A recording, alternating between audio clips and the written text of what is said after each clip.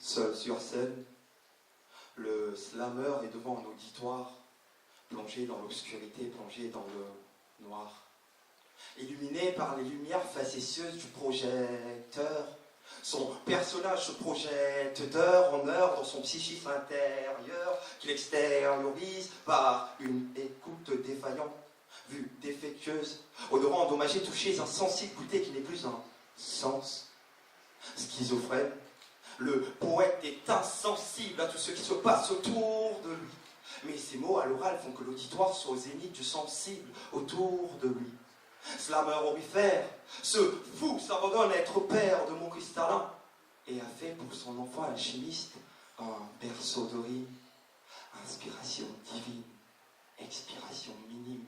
Il minimalise son texte alterné entre la conception de l'ego trip, nourrisson de son âme, et la conception marquée par l'unisson de son slam. La poésie ressent cet être un dédoublement de la personnalité. Personnalité regroupant le béaba de la rhétorique.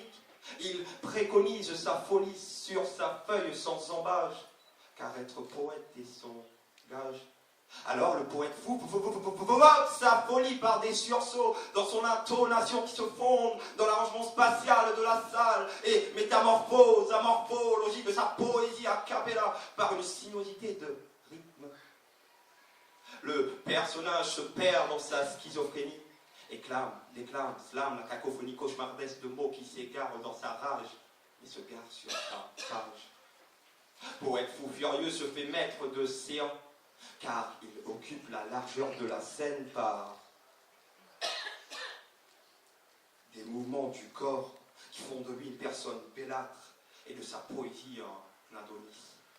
Partenaire de poésie stand-up, lui, il stand-up pour le droit des plus riches. Homme de belles lettres, le poète atteint psychologiquement expose et explose les rimes cosmopolites qui se perd dans le doux cosmos poétique.